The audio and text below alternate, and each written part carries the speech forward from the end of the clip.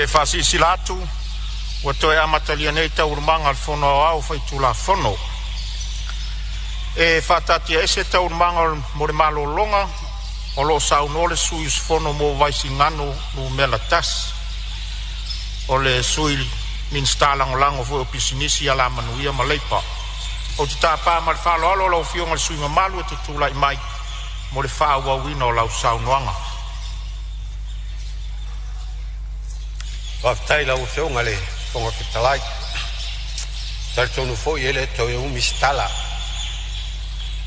Saya ile nganga i talo sanga ina ile Minstao ngaluenga tele Se fai mariwa le nei tu malo Le pitaiane whaftai E mori ele nganga le whaftai le Fai pule o vaisingano numela lua Moro tau silafia Ia o laua mai au na fausia le Fai mariwa le nei tu malo Ia fai fo yo lata mai nisi fai pule ia le wa tala fai mariwa Fa nga wale Ia o na tupuli fa velave i tau tu malo Awa fionga le fonga fetalai Ia teltonu awa Lava fo ia upu Ai moli atu le angango le whaftai tele i lawa fionga Tu sai fo i ma le whafo e ino le Tatou fono usu le nei ase Mori fo le anganga whaftai Le malu le Palemene le lava pale ma lava ona sai Ala utalo le nei aso ia Rofa le atua e whamanuia mai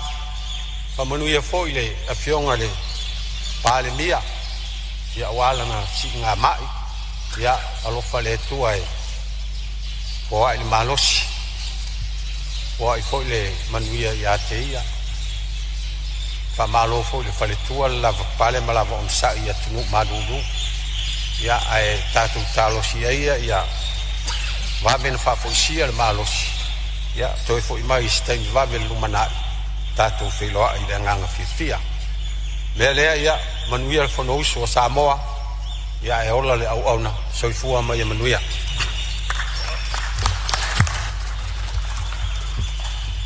Ia ua whamalo le sui le ula i lau Whale le ngā fulu I le mauta le nei Vaenga le aso E mautino lava o lo whafonga tapo E mai lo tu malo Whamalo le saunua I lau fionga le minstalango lango Pisinisi ala manuia maleipa Ia te le foi lo sao tu sai o le Tala le tupe Ia e mei se foi O lau fionga se tasi sui le o le komiti Ia o lo utu atu pele Avano le mauta mo nisi sui e fia saunua Ia wa avano le mauta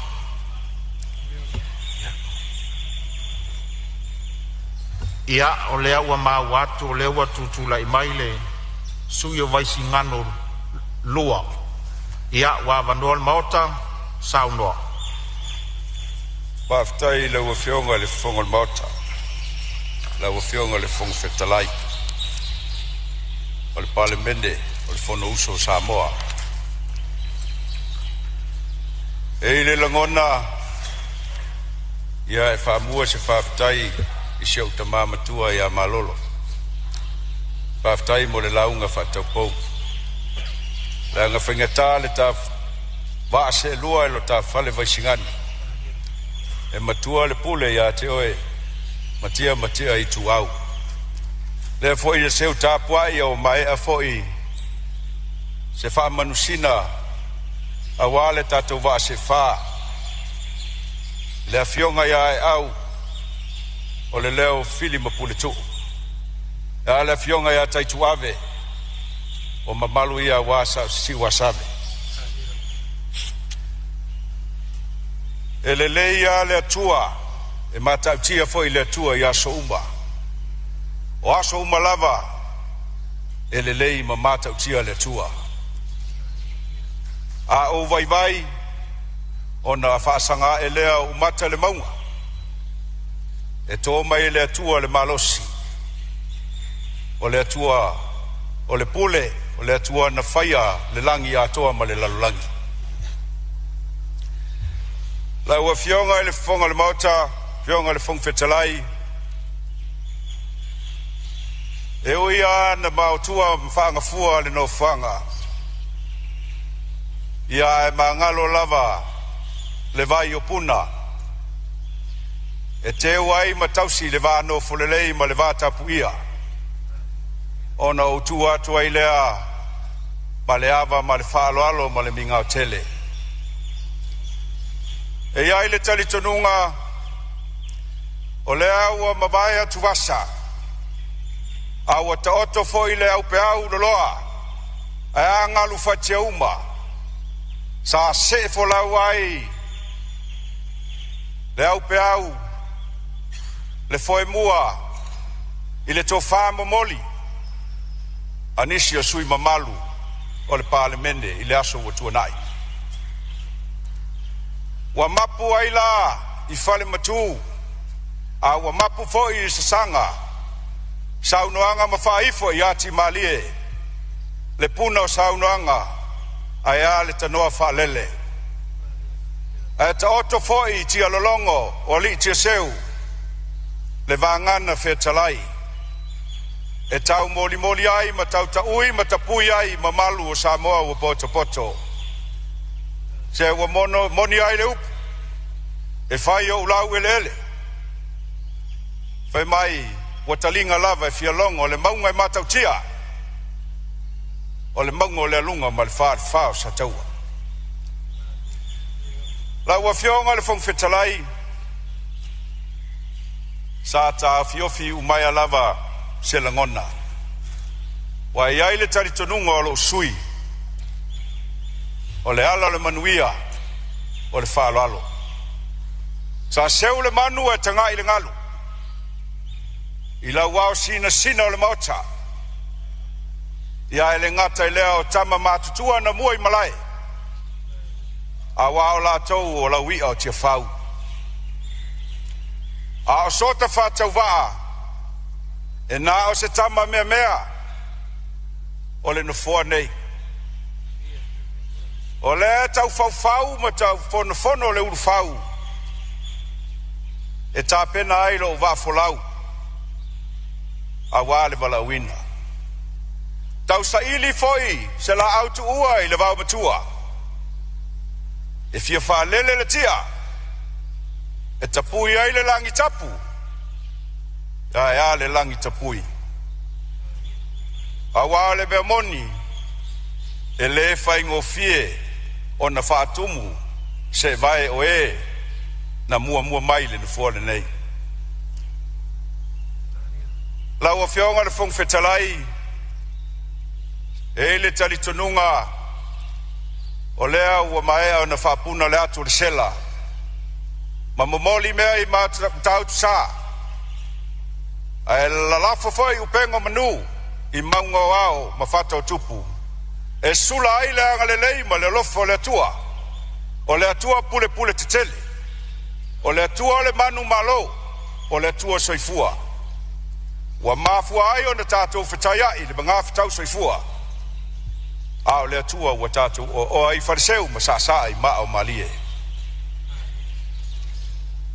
o le mea moni lau fionga e ui lava ua maea o na pani niu ma whala ua tea pa ia ma mamalu Samoa o na sa SS ai au na sa le avea ilo na whala le se ai alo na pae le solo ma na pae le ngai i fifonga mua o le tai au a o aso ma tai au fa penei lau fionga e tu pea mo e aluanga i le loto malangona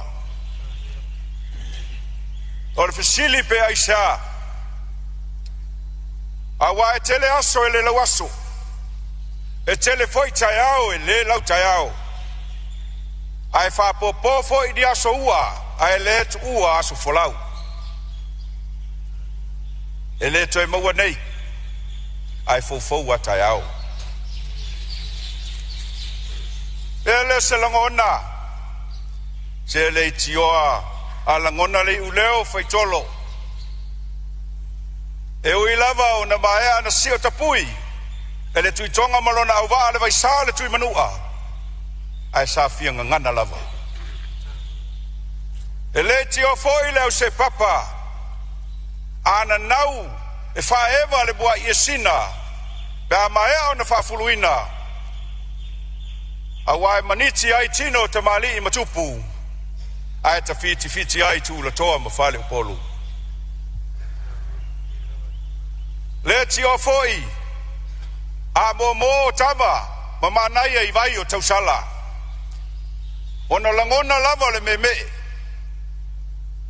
Ia le langona foi. O le fia awai.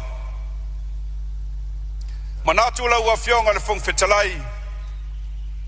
E fa pena se langona o le sui o vai singano numero lua.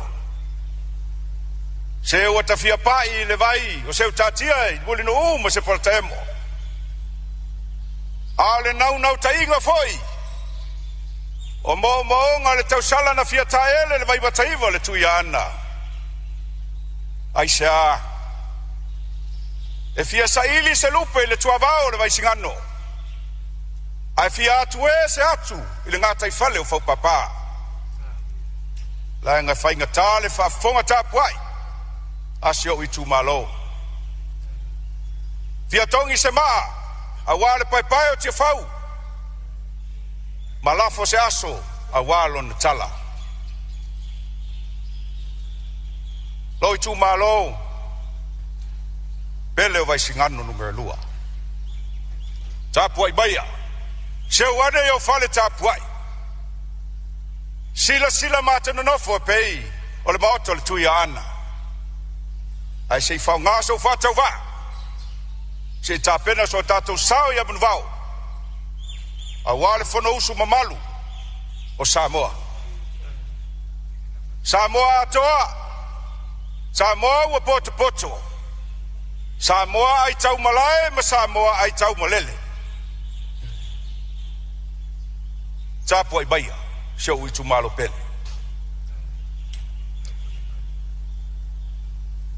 O te manatu. O upu e fai ele nei le fale tu masanga. Nei o so aina le lualoto. O le tu tolo sanganga le fale ono le atinganga. Fale ata ma le ngafa. Beo te taia foi le tu te fai toa.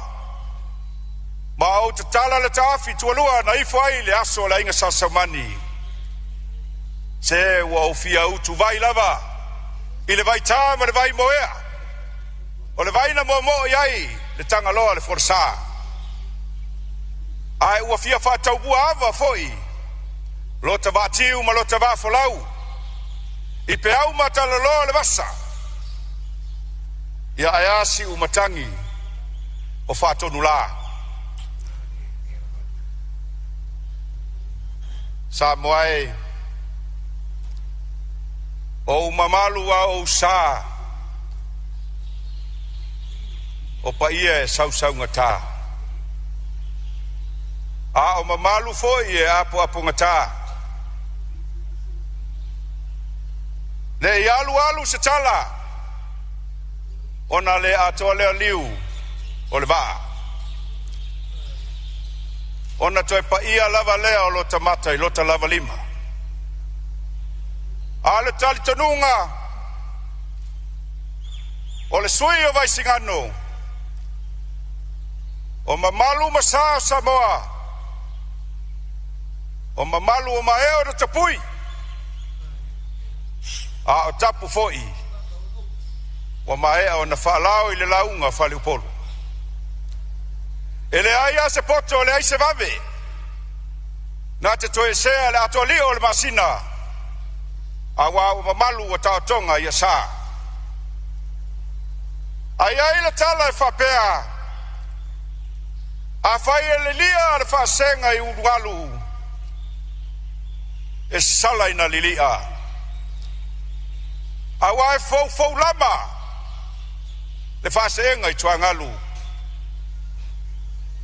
Ale tala I tulangi e atua masha le valasi. A whai e tu lilia le vai moanga na I le tō. Ona o pisanga. Sala na tu lilia. A wale wa loa nganga. Whai mai e le tō sua. A e moe le tō le sua.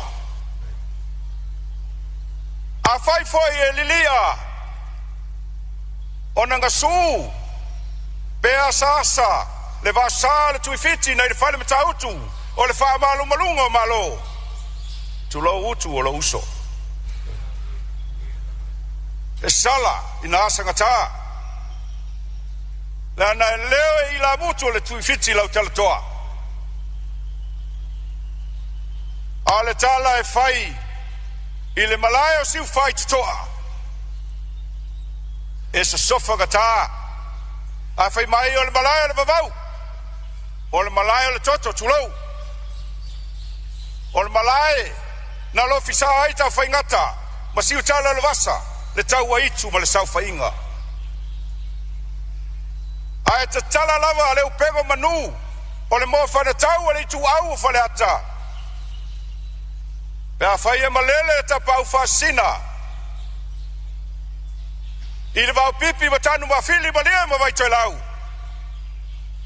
o na vele vele lea o le toainga tu mua lo tsoa a e longo pui alii le itangata na fai alanga le fale tu masanga o na fasifo le le pea ma vai tangutu lea ua maota tawave a wati e fau o le malaya o le fau tungatangi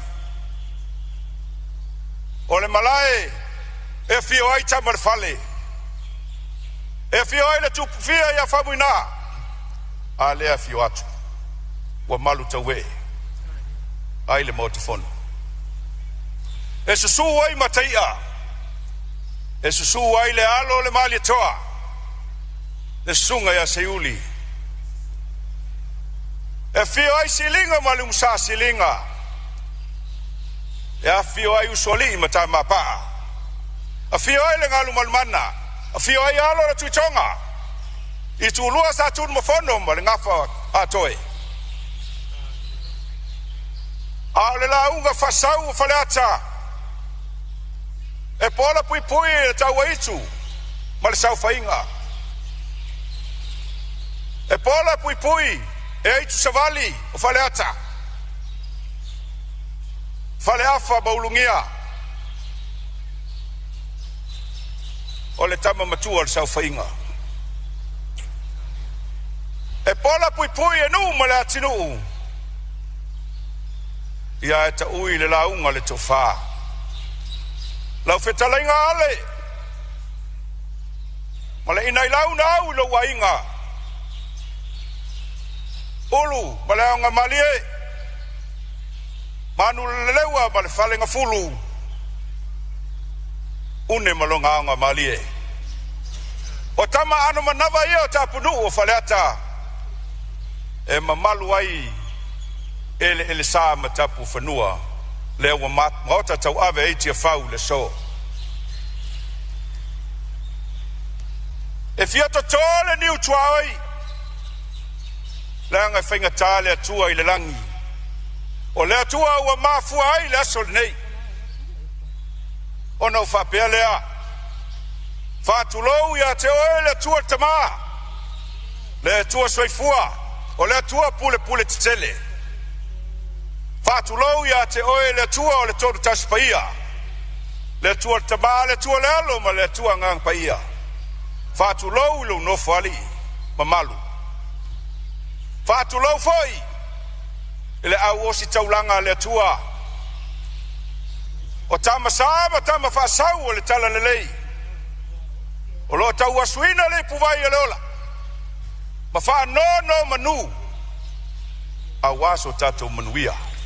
Samoa mo nei, ma Samoa mo wata yao. Ona fia pai leo se fam talanga. E fia fea le tafa tolu fatau ngai. O lo lato se tulu. A fiola ua fionga ile au mamalu o le malo. La ua fionga ile tuia ana tui maleni fano ba le toa sua lau vi le lua malou masiofo a fiolo tou no forse tolu a fionga I sui o le fono sui tufia lau sunga le tui atua lau sunga le mali toa lau a fionga le papa mao tou fale tua a fiola o fionga le Palemene e ui lava o le tu ua le fo tavita ai le taritununga Atonu le avanoa lea e whaapa ia tua isi whamtalanga. I le whawhenga iai mar whalefu ma le apulpulsia o tau whanga e nao le tua iai le mana. E whamalolo i lau a whionga le tamao le atunuu. Ia whawhausia lau malosi a wau tiu te tau ave. Ia iai whale malosi le tua le whale tua ma le no whalo a wae le whaingu fie. Whatulou le lua vase lua. Lua whionga i sui Palemene. Lau whionga toi lupe. Bou en semo ma lau whionga mulipola ana rosa molio. Whatulou i le mamalu. O sui mamalu o le kapineta. Ia e teinane fo i minista langolango. Whatulou i le taitai o le tuangai. Lau o whionga le alo le malitoa tu le epa. O le mea moni a fsilingia pe isea. Ua manuto au ai Samoa. Ua te lelo sao. Whawhitai a te o le tamatu lou o sa. Whatulou le sui taitai. I lau tō wha la wofo. O e le amo mua le tui atua. O te whatulou i la whionga le sao whapito. O le sao papa, le sao whalanaoti, a la whalafatuna o e fia me o le tui atua. Whawhitai. I lo whaiwa ua ai manu. I lau tautua a wa Samoa. Ia maise le tō vase tolu. E le whangaloina foi mātou nei mana i o uso tuto tasi. Le se e atu o le tofai a whalongo le tama a Samoa. Ia e ale whetalainga mau o le tama a tua whawono. E ui o leo o whetalai mau o ia le la whaima taitai o le mātou vaenga. A e au no tau silafia. Wa ave ia le taitai o na le aini la ulu tulou. O pa ia na ma mamalu al fono usu al Palemene. Ia al whafonga tapuai i Samoa. Whatulou ai i tama mo la tau ainga. O ainga foi mo la tau tama. Ainga tupu, ainga nofo, ainga e, ainga papa. Ainga sa ta fai tia, ta fai toa, ta fai wha. Ai le vangana e tausi ai malaya tofia liu songa pule batumua i tu au ma la taua a inga le tai ma le vao fonuti e whātulau foi le whainga malo tu tuila manua a fiola ua fionga le Kovansili e ala ua fionga le Lieutenant Kovana le Presidente Senate Mali Sentor Senate. A fio le fong fetalai. Ma le mamalu le Palemene tu tuila. Fio fo il fam sinonga. Mamalu. Ma le fio le fam simsili. O mamalu ia. Awa sua ma le vai fanua. Fo mai tulangi. I tu au ma la tau sa ala masa le mua. Ma le launiu ni sa lua. Ai matua le tu i ma la tele. Awa le malae e ai le tau aitu ma le tau tangata awa to le faleula fatui le motu le la au na motasi maupu ya te o le manua tele ona fafia fapito au ngafa lea o se fam talanga alota fatava a sio uitu malo pele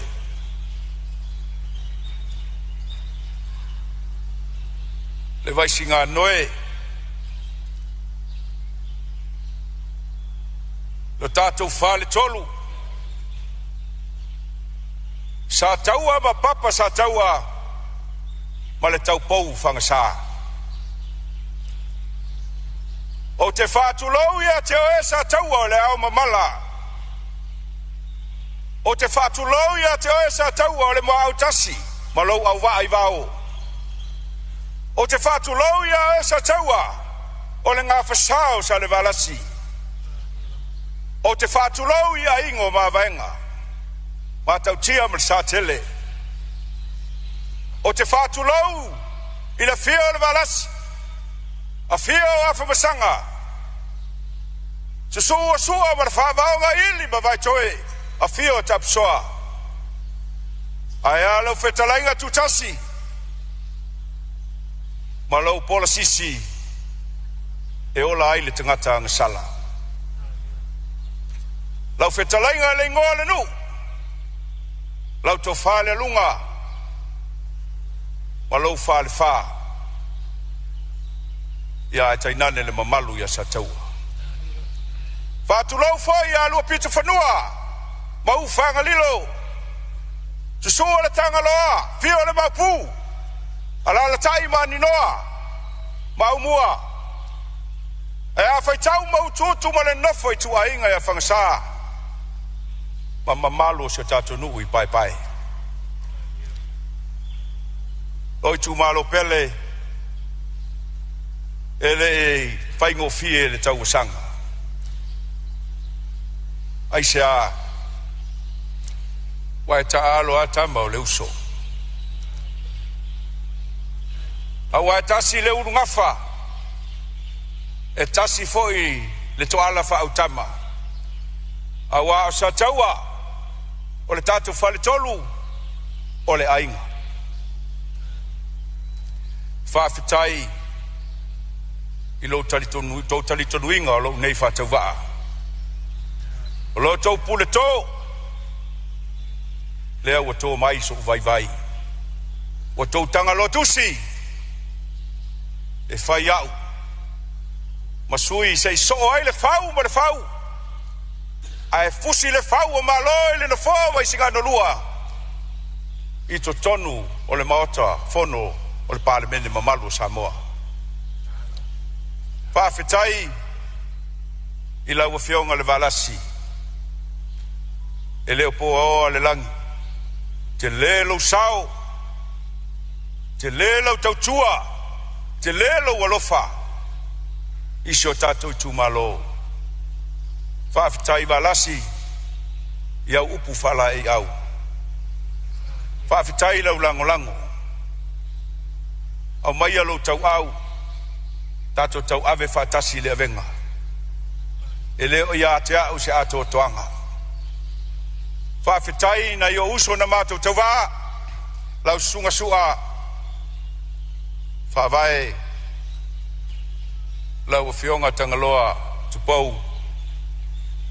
Ia lau whetalainga alo popo sia fausa. E ui awa tato ese. O no tali tununga. Ma whinaunga lava. Whare pati.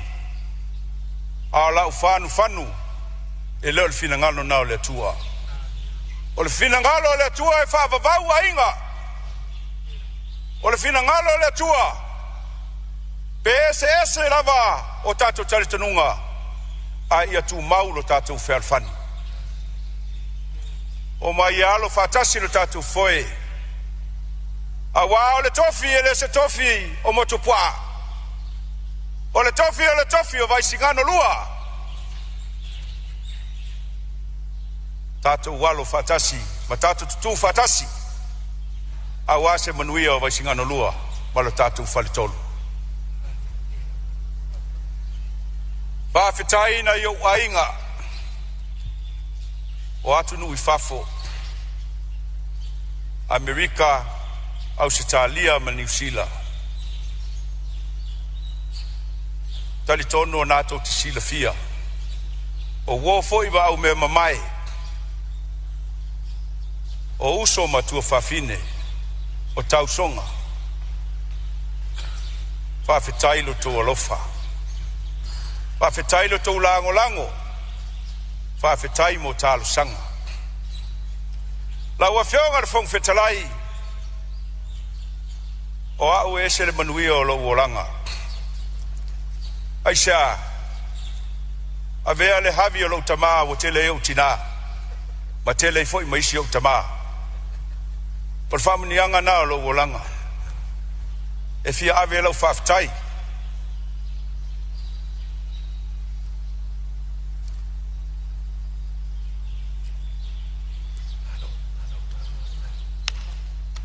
Sio tina. Sa Italia. Whaftai lunsai. Whaftai titalo. O sio tina oliva. O sio tina o sailau. O sio tina kueva. O uso uma o lau tina. Ilo wainga sava ai misal satel misal lunga. Ya mai se foi lo wainga sa famuna. O tina uma. Whaftai foi na yo tama. O e o whailangi whalaunga. Ya wa mafua ai. Ona mawhai o na whatino le so. Whaftai uso matua whawhine. O tau songa. O wainga uma sa langolanguina lo whatauwa. Ya mai se a ingo lo nu. Ele ya tiau. Isa taua. Sa tau matea malete. Petua mania. Le neifa angatama. Sa fisili fo ile tua. A fai sila fia. E sui aia winga maufa maulungai. Awar fai ile tua. Ai fa fitai. Wato pule le tua. E ala la to pule to. Malo to fatu tua ina lo fatawa. Ya tu maula lo to bolalo. Tu maula fatawa. Ai fa sili pele vi ingo le tua. E fa pitoa foi le fa fitai. Le anga so se tama e yai le tina. Isi au to lua. Ya Corina o le tene salolonga. O le tene falasi o le tene le auva. O le tene sale mua foi. E tasi oe. Ai to tele na wala o whanau. Whawhitai se o whanau. I loto tau au na tu mai. Kato soso tuli. E whatino le nei whamoe moe. Whamanuia le tua ia o tu umau ainga. Lonu pele. A maise na iau tina mo tama. Ia se o tama ma se o tina. Tap tap wai mai fau papa. Lau to whanga lua ta pito. Lau o fionga tap soa. Tuia. Tina ia tai rio. Tinaya kingisi, tinaya loi. Ya aya le tina. Ya vayong. Tamaya tapsoeti. Tamama tutua la wasina sina la matu ainga fafitai. Na langa le se staimi. Te waluloa ai ngalo o tou. Ai le ma faina fangalina. Afi asho na vao. Ai. Na iai leo le langona la wafionga al fong fetalai. Se ia nga ia se famtalanga le vainga sfaisingano numero lua. Ia wa le aunga ute. Tala fatau le tupe. Lo le sila fia e la wafionga ma le mota. O le fionga le minista. Ma le totele le pulenga. O le metanga luenga. Fa pena fo le minista lea fatua umatu. O tama fa nau o le vaisingano numero lua. O lau tula ia tula. O le malose le tino ma le malose le mafafau. A wina mai le tua. E matua la angolango lava. I le tala le tupe. Faftai lau fionga le minista. Faftai le metanga luenga. Lo futo fitai tunga. Awale tapena ina. Ma le faso ina. O le oa Samoa. Ma lo le ngā lue. Ma lo le tautua. Le au whainga luenga mamalu le malo.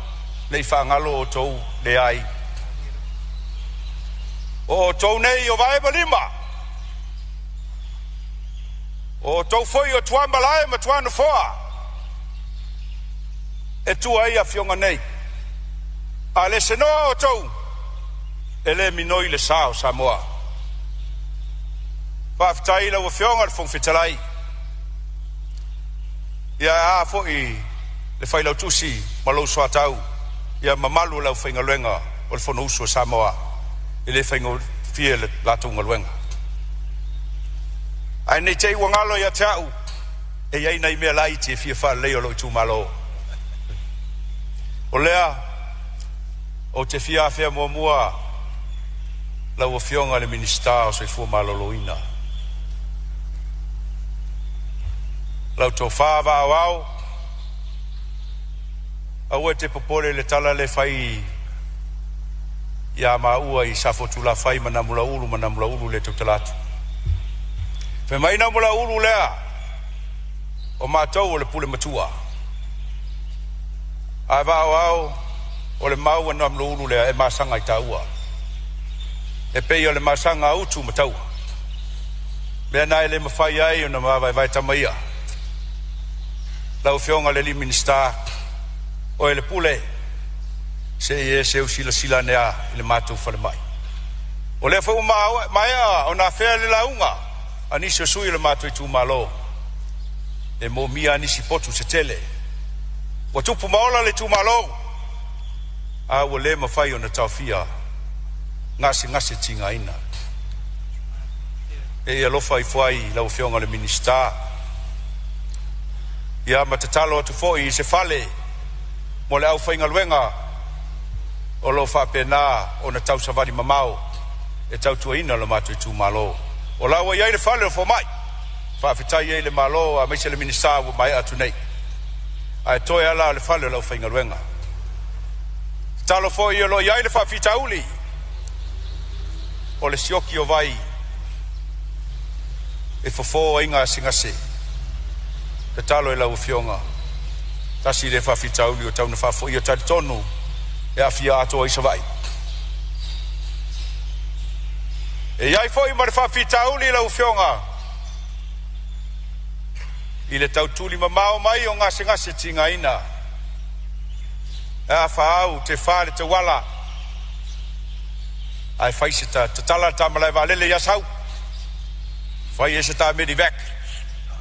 Ia, po se ta helikopter. E au ngā mo sa fotu sa taua ma di tu sa lenga. Ta tau le mau tua. Wa le mea moni lava. A whai o le mai. O lo iai le tu lai o lai. E le yo mai sa longa au walau le tua. A whai o le mai. E lua i tu la. E ola le o mai sa longa. Ai a sopo le vasa o le ola. O le tatalo nai lau fionga. Ia ma o wha malo si au atuai. I le sui mamalu. O sa lenga lau fionga le lua si o uso. Au te popole na au e wha fonga. U fetalai malolo. Lewa iai le tawhale maliu. Au ole mea le tatalo. I le pole wha soifua le tua. A mua e malanga ue tau te fua. A mua o malanga ia malia lo loto. A lewa iai le ta au nanga. Mo le tato i tu malo. Fia fea foi le a fionga le minista. O a onga. Lau a fionga le la au na fausia. O lai le lei fai a onga e toi fale a onga e toi fia fa le leia. Toi fau popo ia o ni potu e fai whapitoa ai ni tutorio sa tamaiti e te lele au ngā wa o lalo i grassroots e tā pena tu ai le tamaiti te o atu i lunga i kolisi ia o fai ngofie foi o naanga i l'universite a le lei le sio manga e whapena foi o na le lei le tā pena o au ina o le whanau e te talo to i lau fionga ia au se sitanga foi mo naifa ia onga ia e fia fea foi lau fionga i sui Palemene Langa oe o le minista o ngaluenga. O whangasa tasi lea nu o le mato I tūmalo e tau lai umaiai wa whangota wa tasi lea whamanianga o le mato I tūmalo a se sila I fō pea me le whai ese tama I wafu e o whatasi ma wafu le mate tia ia mo nai alia ia mase mato foi ma ke tia ia tu I sa taua o whangasa wao I e senta iai le mato I tūmalo te talo foi mo le mato taringalu I vai muli sa taua o le mea moni masalo ele ai asesi ele o po malae I le mea na tupu I le atua le pata ele ai mase au ngao taringalu ma na oso mal tsunami na fa popo le tinga ina mo nai ainga wala uma matau ai fale o le polenga foi lana le ele mato nu ai fai se mato taringalu sima ona tutu mai le tua ai se toi ali lo mato one te talo foi mo mato awala ngalue ia mai se foi awala ya ngai ai tai me o lo ia le mato matanga e fia watu I foi se talo sanga le minista to risi lau sunga tu I ngato I tele o papa sa taua na tele na sili tauwanga ai yana mua tasi le matafanga sili na ulei ai sili foi na tele o savai se sila ne ai lua fionga I minista o ngaluenga mise lau fionga I minista o tangata tafau ia tu muli sautala I lau fionga I minista tinama tamaitai lau tofa lufi te lainga moe fa wo ya lo lua fa se lua ma le fionga ya telefono salo lewa uma na watu fa fautuanga nisio langona ma manatu nisio sui usfono ia o lo foi na langona e o ia o lo tau sauno mai e awani o popole ai lava le popole pa wale na tainga la o fionga le minista ia le mioton o le ngana o matou nei wa fili I tūmalo a o le matou I tūmalo o le mea moni ana tau te silafia e o le matou ainga e langu mu fa solo atoa e le te tu le tangata le tu atu te talo atu mo le nganga fa loalo se sila ane fa o ngā sui fai pule o lupe o fa ia mai le fui a utanga lo tusi ai o lato I tūmalo se tatu a matamea ia I se whainga lelei a wale anga I luma tatu sa vavali fatasi e leo ngā o na tatu pepese maalalanga le swafa mamalu o le tua ia ese me e ui ai o tatu patua e umi le tatu sa whainga pia fina ngalo I le tua ale te talo na I la utofa lufi ia seu sila fo ini tayala lelei e mafai ai o na lufi lima lelei ia le nei polo keki ia lautongi a uma ele ngata tangata lo no foi o au nei tangata lo saili manuia mai nei ia fa pena foi ona afia la tau le manuia ai fa fitai tele lo tatu malo fa fitai le to fa wai awa o to wane ia na polo keki ale fo o to fa wa o te tau tino atu mo lo fa maoni Paua leo le mesa o leo te vai nei. Salo le ia se so tatou le mo le mawina. Na la ia na sipa o le tatou le lango iai. A lo tu malo o manui ai tangata lo tu malo. A mai se matou se vai. Oi, alofa mai. wa le monia mamalo Palemene la ufenga le fongfetalai na to tsi la fia o le tulangi le ma te ia ngoto ile la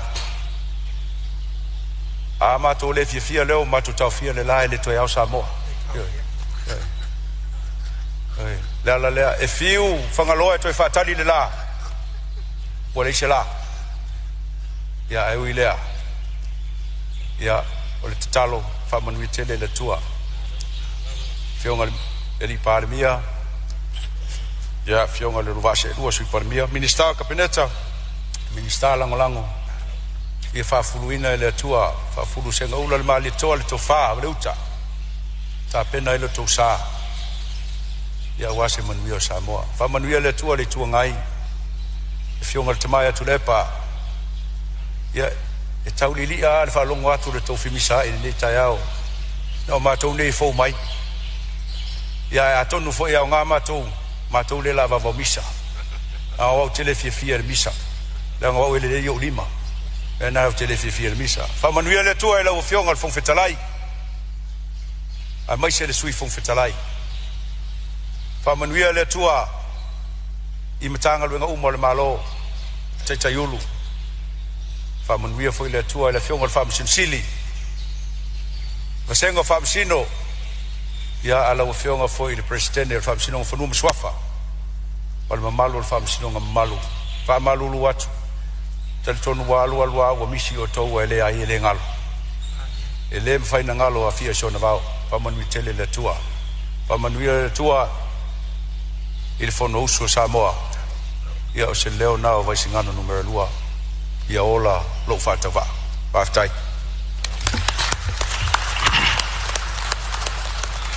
Sau noanga matango fie vai singano lua o te fa malo atu lo ta pena fa finito anga Malautanga ti armo te fono Samoa o longo fa vatu tu ia Palemene na ue su e fui le taio atoa ma ue fa eva foi pasina fa eva pausi lau fa tama soali inga a malor sauni fa manuiatu le tua paulava si vae ngol saunuanga fa malu lua tua ile sui le ai ele ipisal tato Palemene o winga lava leo o mo meo vae nga fa o Palemene nei ya e fa pena lava on faria I taofi ai fa time le launga matango fie ma to o le nei vai ngoli tato fono o lo tala pele avanoa bonisio sui manatu ele o to teli ni tato sui ya fa pe foi sui il comite o lo toi lo tala pele avanoa nisi sui fono e fia sa no to sai il tal fa taur tupi la fiong fon talai ia o lea ua mauatu wa tutu lai mai le fionga sui fong talai le matua le usoli ia sauno ia la ua fionga ua avanoa le maota manatu o lo taimitonu le nei la ua fionga le fong talai ia faftai mo le nei avanoa fa auro to ina mai mo le nei usulunga fono ia sei moli se leo si o itu malo e tu samalitala fatatau au tu o le tupe lea ua fata o tonei le laulau a fono. Ai o lea e pe ia sinale man ula ilona fata a wai whainga tāpa ia sa ua o lea so. Wala lafo fo I foe o savili ina ua ta oto le solonga peau. Ai o tele I fo wa sala le ta seunga o le teunga atifa na I sali fa vale. O le ase mua o na momoli le I alautua I le ufimua ma o mua I la langi le tai fausa le angai whainga tāpa ia apo ngata lea ua whaalepa o te whātulo watu I le fio I la ua fionga le fola al fala al Palemene la ua fionga I le fonga fetalai ma le malu o le ofisa o le fono awao whaitu la fono ui lava I le onofoia le nofo le fionga I le li Palemene ono sailinga matangi ilo na soifua maloloina ai wa atoa ana ilo lua sase elua ia fionga I sui Palemene a fio artista al kabineta a fionga I minister ia fa pe foi sa fainga I sui minister wa mamalu fo I le lata langa atoa I le fio le fionga il taitai le tuangai lau sunga tu le epa sa ilele maliele ngoi A fio le fionga le sui tai e mei se foi le fionga il sa fapito ma sui mamal uma o le nei Palemene.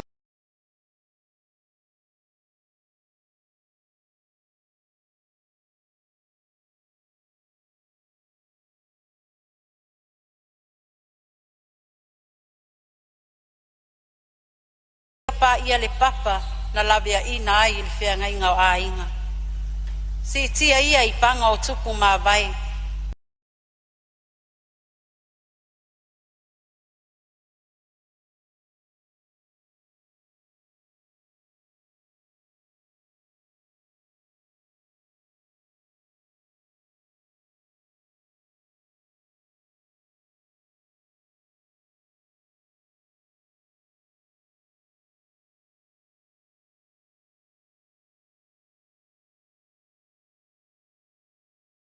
Tai nane to fetalai e fa le ata ma o nangafa ma le sau whainga.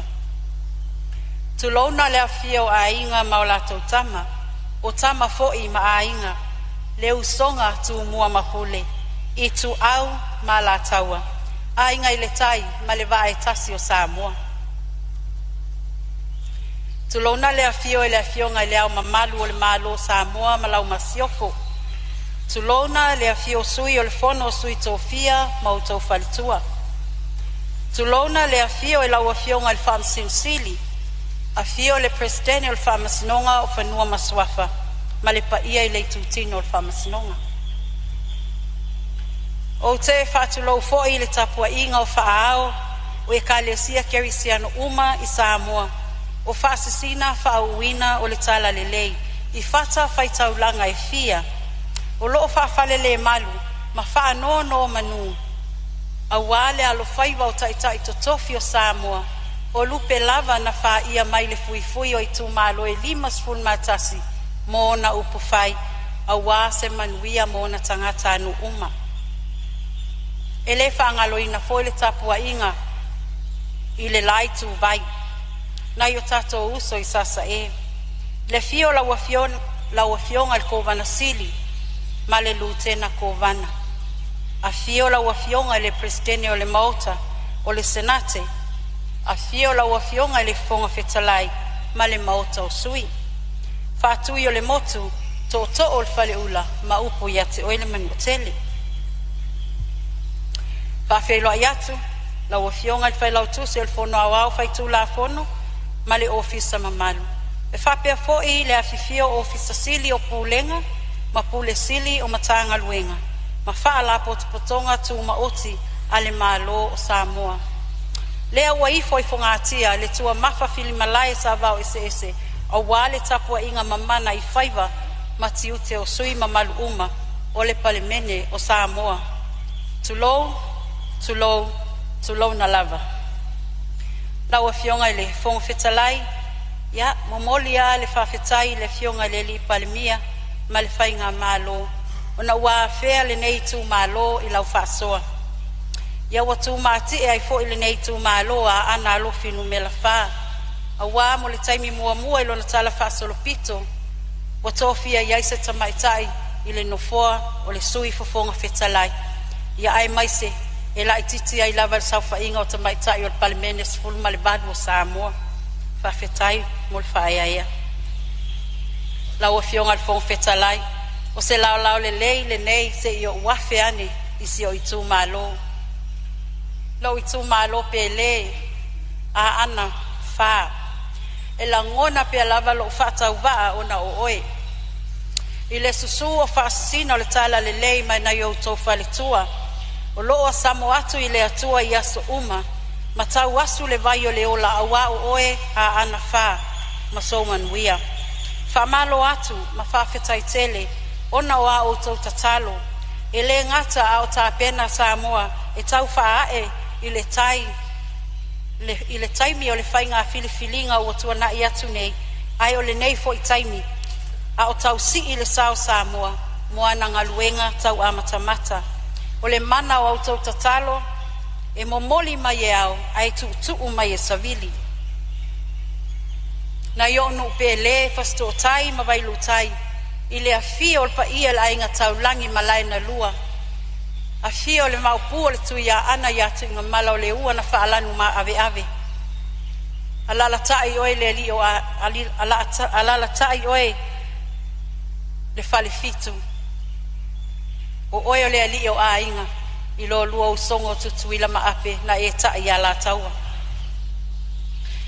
ona wo mai le si o nu au le le o fale atiu afio le tele ma ana o le tama le langi afio feilo i vao le maupu o le tu ya ana alala tai le li o le fale ana ya tali matasi male mamalu le fale ana e fa pe fo isi o nu pele ya sata kwala a fifio le pa ia le ainga sa tuala o le ainga fa langi langi afio le afionga le saoli le afionga ya tole pa yeli alala tai lau feta lainga ile la auna fausia lau to fava ili male mamalu le fale ana ai le fa ngaloina afia isi o na vao le pa ia le ainga o valoanga ile afio tapa au ma ainga ia masio no pa ia o etena fo o pa ia mama malu o sio itu maloa ana sanga ss fa malo li sawatai fa malo le pali ai le mafaio na fanga loina le mafutanga tina ia fio anga taitasi sau fa inga fali tua matausi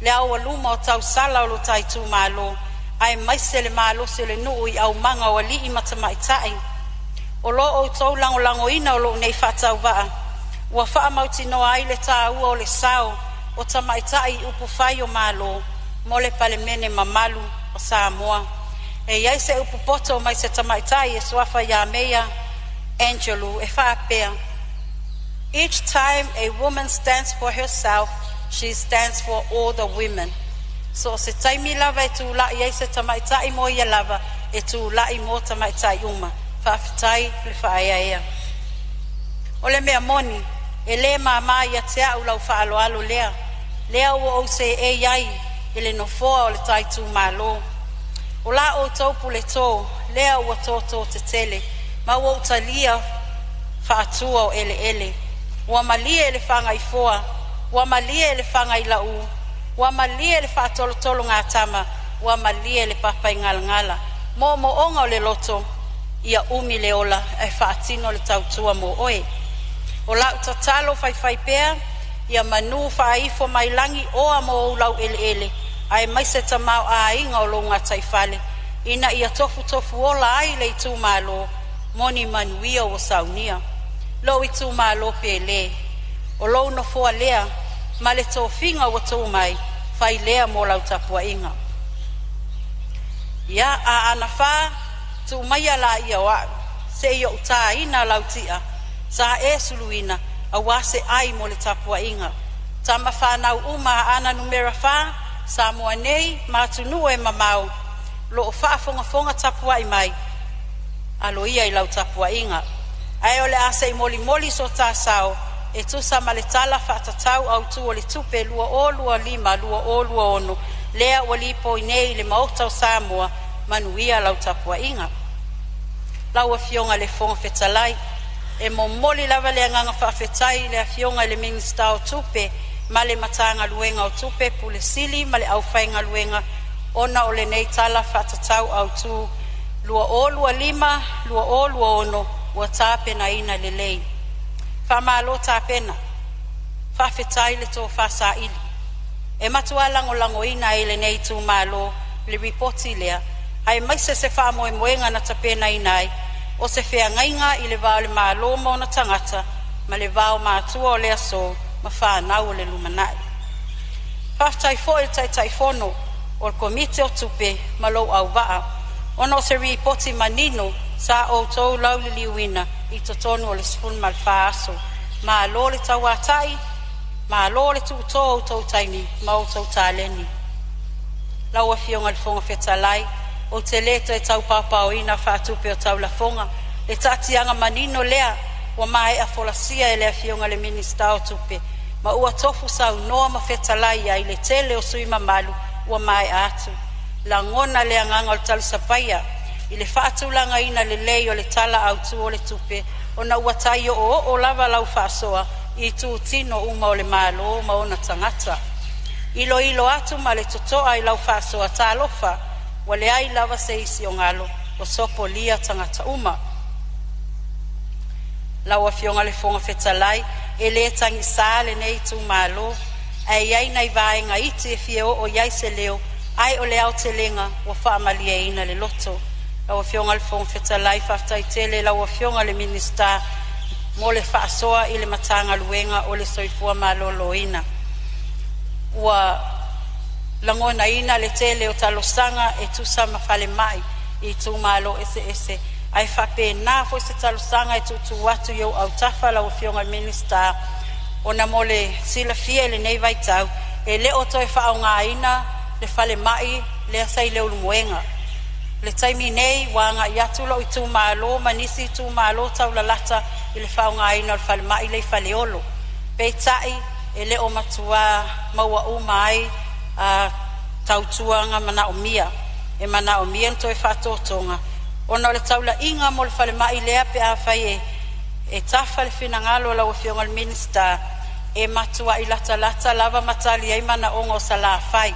Lea na o maua atu fo i le sui na mawai atu o lato popo lenga na e whetau i le ia la whale olo ia mai na i taimi e tau nuu mai sengase mai sa la whai ai mai se foi e whianga i tonu a male malai wa alele whai tu malo o le tātou atu nuu i whale olo wa lava ni mea e tutupu whaafua sei whale mai lea lea mawhai on whaasao ina i soifua ia tau ai na tu atu inai i o au tafa ai le ngata foi e tuai o le ambulance ai afa pe o le ase finangalo tatia tuina ma naia mea na o helicopter fo ia medical wala ia malai va lele fa e mai ai ia la vea ina se soifu na ia tatu tangata la o fionga le fon feta lion o mai le tanga luenga wa onga la o fionga le la una fausia ia o tatu a se talava ia le tau whawai taimi investments o tātou walo ma whanau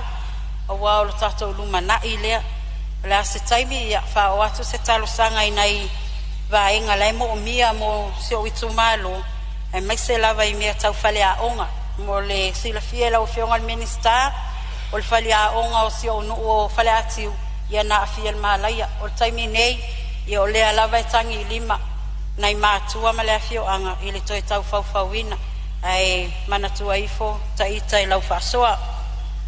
Ona ua o mai lea le minista o ngā luenga te tele. Ia, o maa ua fo i lava whaalongo o tele lava lea o mea o lo tatalo aina i sui, ia o mea tau tali ngalu. O i wailo ai ai le suinga ma ale o le tau. I lo nuu leo mangia, sa iai le au wala na ui mai e oso mai tono whale atiu, taimi nei, wa le ai, wa ai umai le sami. Pena fo il fale a onga se o no i fasto tai lo tau sa ili se me ave iai wo sao ai le sami ia tu atu lava i au tafai sila i fo iai ai mai se o le vai e iai le pito nuu leo tu vau ngā uto sata puala ia ua lewa tele na iai le mana o mianga o se vai mama na o iai la uasi e singa ma uloa iai ia mana o miele vai tu atu i au tafai la o fionga al minista ia ona fa popo ele nai au wala ngā lue ai fua lava i lo taimi ma ngā lue ia le minista o ele ma fua whanua pa fitai lava o fia ai atu e tu lai mai te iloa la vave na tali ai o mana onga se taimi o te o atu e ele talo sanga si o nu o sata puala ia ele na male la ina ele tasi se taimi o tala noa ina iai sata puala i ona ele ai avea ia le nei paia inga ia o le ase i o tātala noa ia msei au mai a se sosoaninga ia e mai se o lo itu malo atoa ia na ua o mai lea e whaamulinga mai i le minista le o taalonga malanga o fia o tangata lau sunga i le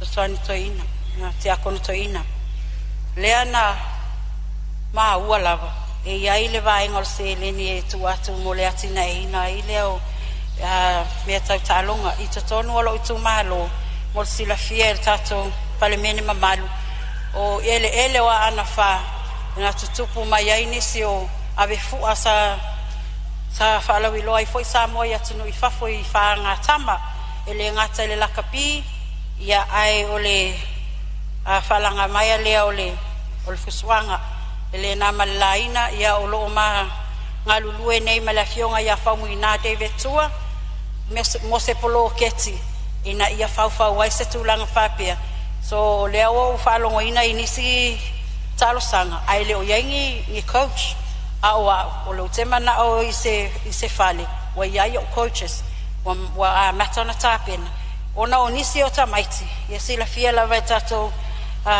Palemene nei e vai to no potua onga ai pe ol talen ia o ila le a matsanati na e mai wa fuse manuia na yalom fa na o se utu malo ia tu atu lava ia utafa la o fionga le minister a tawa ne lava ia ila sila bi ia le ali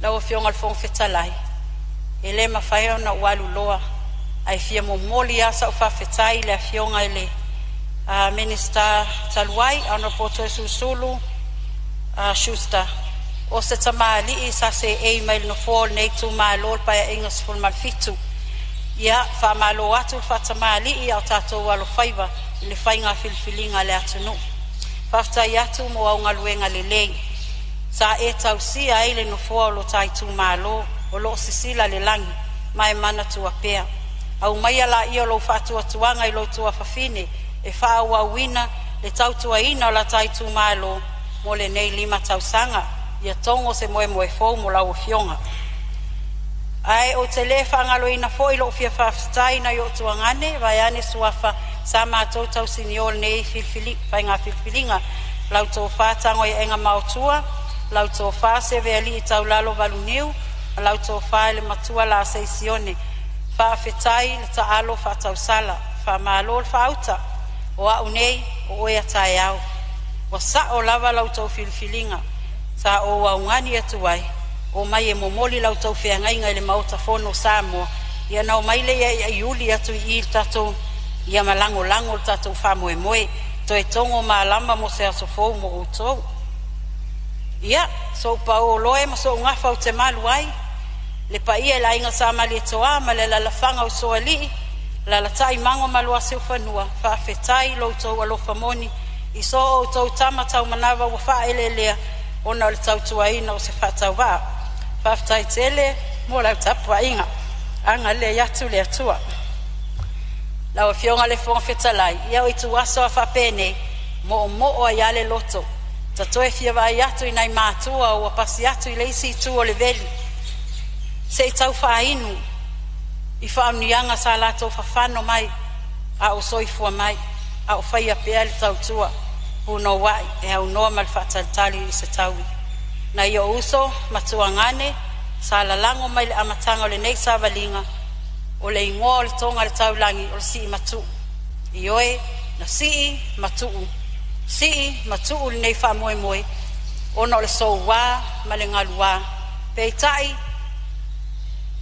ua mama a venga sii i loutou tau pati mai ui lava i le whainga tau ala na uia i le ea ma le vasa ai sa o tau tilitili alo mai i na ia tau manuia le nei wha moe to e whatu utumu e le atua tau ato na i o tau a inga wo pe le mama e mafutanga i whainga pisinisi wha fetai le lango mai so se awala e le o awaoa le langi tama whana aue se o i tu malo i so se tafo le nei lalo langi whaafetai ma loutou whaeaea whaafetai mo talosanga ma tapua inga e tina ma tama matutua sa au lango na ina le mawhanawhana o autou talotalonga e le whaingo fia i ate au lau tapua ai tau malele ona o lou loto nuu ai siri lo autou amana ia ina o lou nei whatau wā whaamui atu le atua ai o tele inofo i lalo lau o fionga le fong fetalai o te fia whaftai whapitoa i se o tō lua ma se o whanau. O le nei ala whainga tā sa tātua uia, wa tau nuu ilo na lafu le mu, ona o le mamanu sa e tapia na ina. Sa e foe ina lo tā sa, i lau whato whala inga tō fi le mu, ai maise taimi o le sou wā, ma le ngalu wā o le savalinga, o te whaftai le atua o na oe. Lau fionga le whaftalai, whaamuli ma le aise whafetai ma le whaamalo, le fionga le whailau tusi le fono au au, ma le ofisa malu. Ona o tāpenanga le lei a o alofaiva le Palemene mo lana fonousu. Whaanuia le atua i lau fionga ma le ofisa ona o au aunanga le lei tāpena. Lau fionga le fonga whetalai o le aseu I whanua se whatau tainga a ana numera wha. Ao se ngangana o le tau tamaalii I se whafufonga mai a o le a fo I sau tau sila mai fina ngalo malie wha ngalo ita. Ai ui lava ina pota le tau tai ai pisi lava le sami. Anga le leile atua I lau fionga ia whaatoa ina lo fina ngalo a wale tau sia ina o le nofoa o le Palemene o Samoa. Anga le lei fo I le atua I le tapu wa I mai o lana fionga I le ali Palemia I nā tunu ona o sa ilinga matangi I lona soifua ma loloina. Whai watu sa mātou upu e matua lango ina I le nei tū malo le tala whatatau au tū o le tupe o lo ua tala noa ina nei maona tūlanga uma. Manuia sui mamalu uma o le fono uso a Samoa I le aso ai o wola I le alofa o le atua soifua ma ia manuia.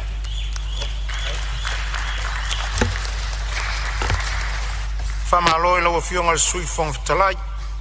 E manatu le foa ua tofu I puna ai anau al saunoanga ma ua whai fofoi tua mafa fili malai. Whamalo le taupati.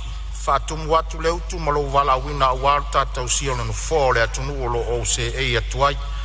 Whamanu atu le tua. O nao se tua lalo a le fonga fitalai e tu sai o le saunoanga matang o fie ma le saafi a le fionga le sui fonga fitalai. O nao tatu whamaumaunga o le tofinga nei o le sui fonga fitalai. Ia sa se e se tasi o sui fono o sui whaipule tamaitai. O le tu malo lava ana o le au pepe tau la papa fai mala io le ia le foi o se e mai la o fionga ia o le fo ia ana lo malo fa fitai o lo tala pele avanoa inisio suis fono fia sa no a walta la fata o tupe tu atu le avanoa mot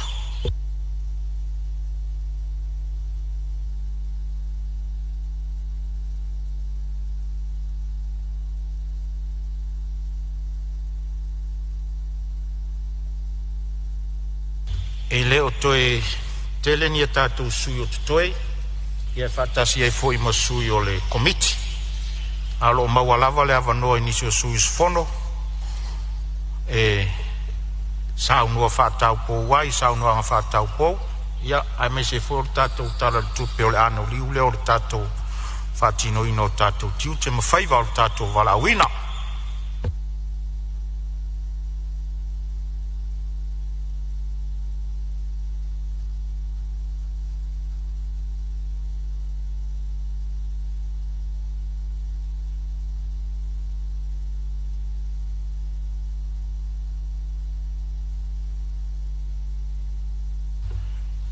ia mata watu pe wa fatu to ngatal mot taimini nei alo tala tu pelta to avano tu sao le la folia na fatu le son naf ono tato ngaruenga fo ia leo mata watu leo watu to lai mai se tasio sui matu al mota ma wale fo mota ia fale atolu ia olo taimini nei sao no ia lo fionga sui mat Whapoponi a soua a solau e le tua. E ia mamalo le so ma tai au nei. Tau fio leo mai a samalalang. To. A mua malai. O mohoi na mamanu. E lau fio ngal fono le ufimua. O al tato vata puia. Malu tato matai siri le lang.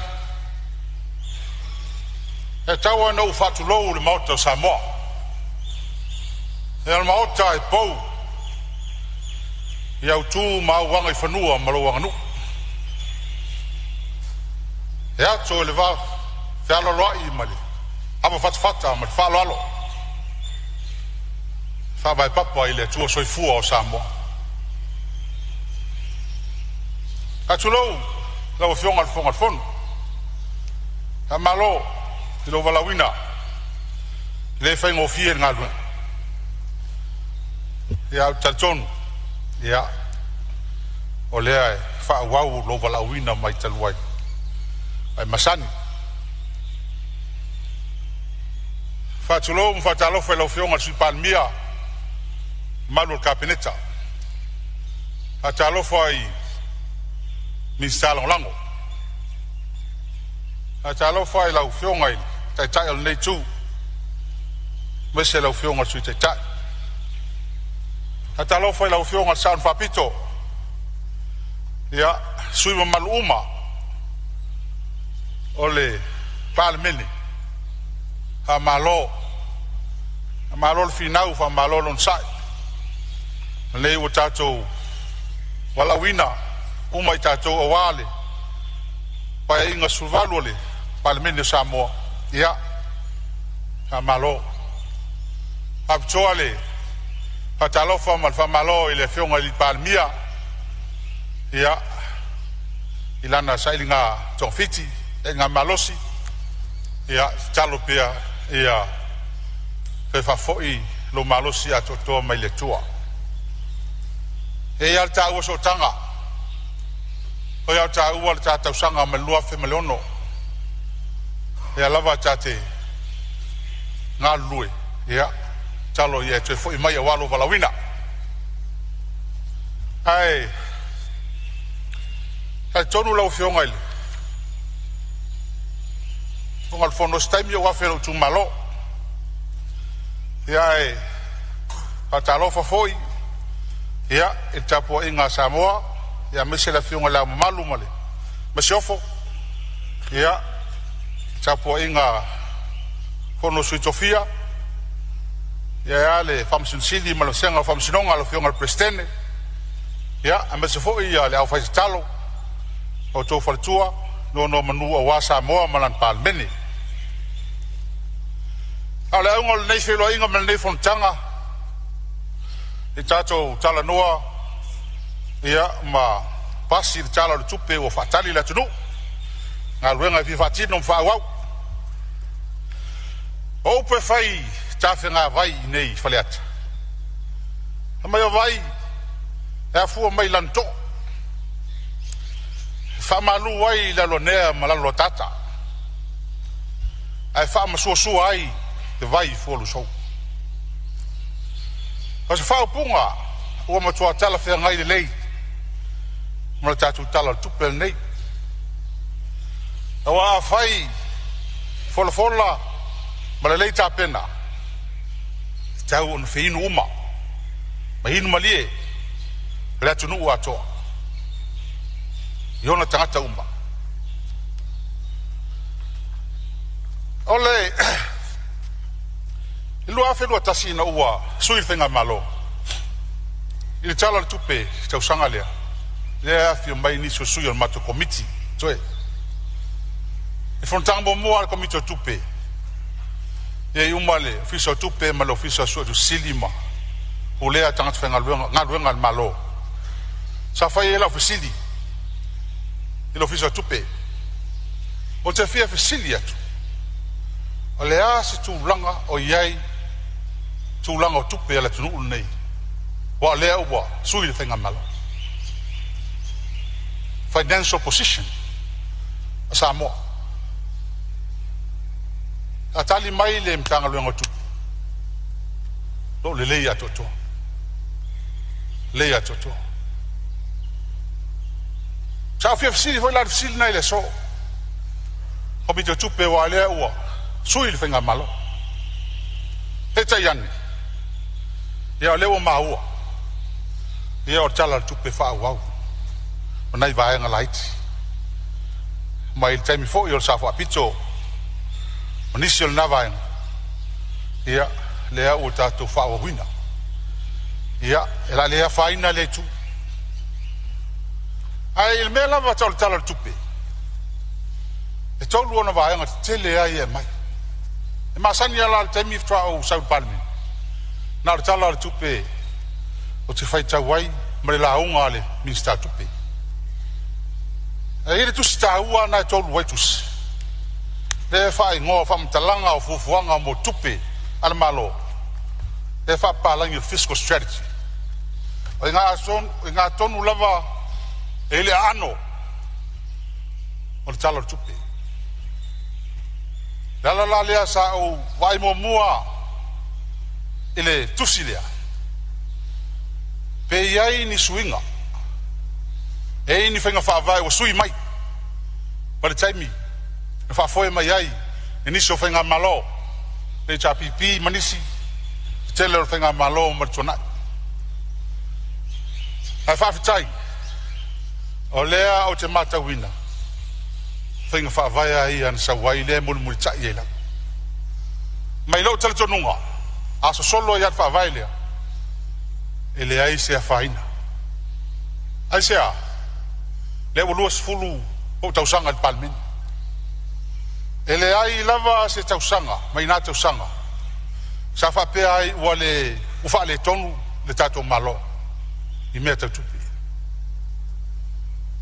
ole tato tala tupi o lo sa wai fa punga matango fie papea e ono ni ai talafu tele tongi tono vai taulea lua fe matasi se ya o mai lua fe malima lua lima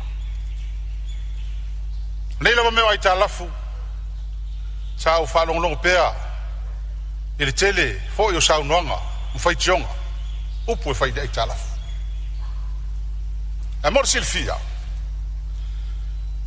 ina utura ta Samoa la fe usela no lua mai New Zealand o New Zealand fo io se atu nu vai ele se atu nu malos ile vai ta tu tasi Samoa e ai ma se me tasi tasi al mele lengo fe New Zealand le ngalo fa tu ina le poliso Samoa ia manisi fo o nanga e la tolta tonunga fa onga tam fa na Samoa tau tuina la tunu a o mea la ia tau infrastructure fa nga yo ingo la tunu ato sa ta tia mai lava yo tatu tu a mai tatu fa o wina e malone o te saul Palemene lua fe lo lima luono a tol se la mo tup milion na tupe mau an malone tupe masan lua fe miliono na le tol se la mo tup milion na tupe ala tunu nei na mo asa wai lava o me lua fe sfulu se si ilunga tra over nei lua fe sfulu tasi sfulu lua wo le lima se lau miliona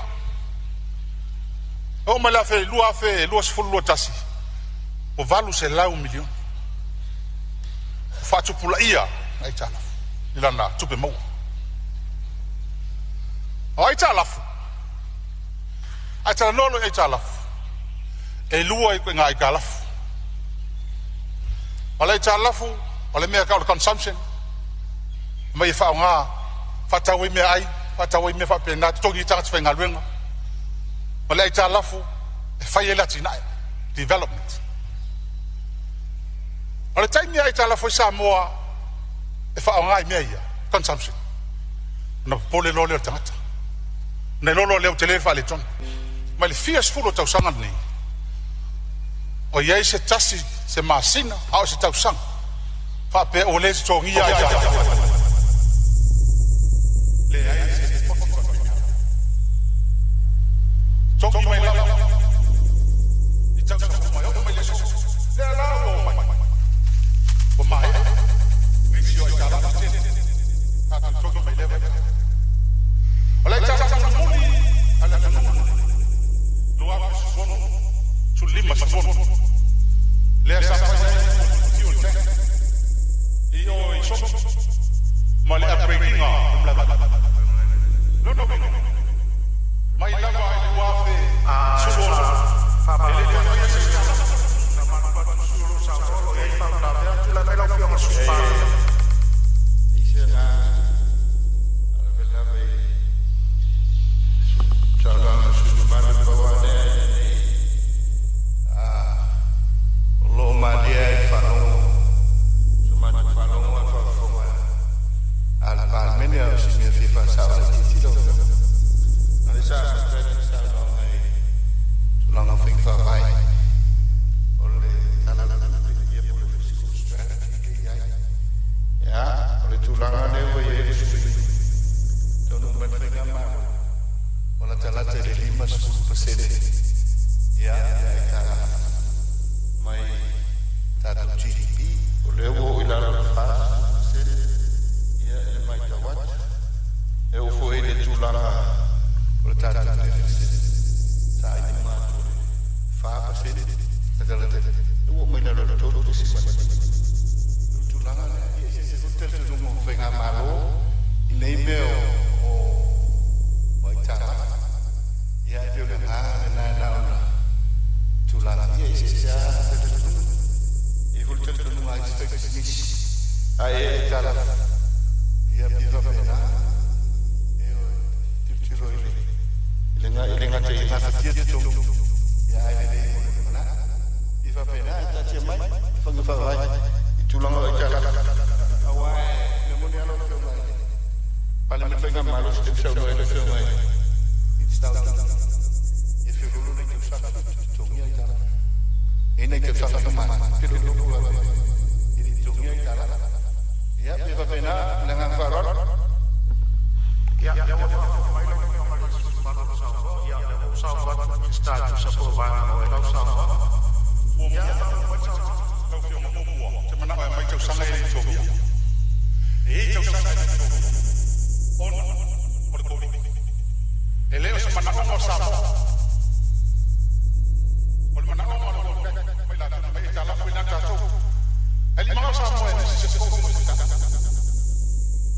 Amo tu. Ol me ale o limba so se ne te ka. Ol me ale fa ele ka. Mai la ta maria su e para todo se to tu la mai la que mo se pa. Le sa na e ele nem mo. Sa le li. Sa le tu. E pina va pena ina nei Fonga na va per la sala e ina fa de todo sama todo vai e a cama na ya ta Fonga na fonga de lei ole ta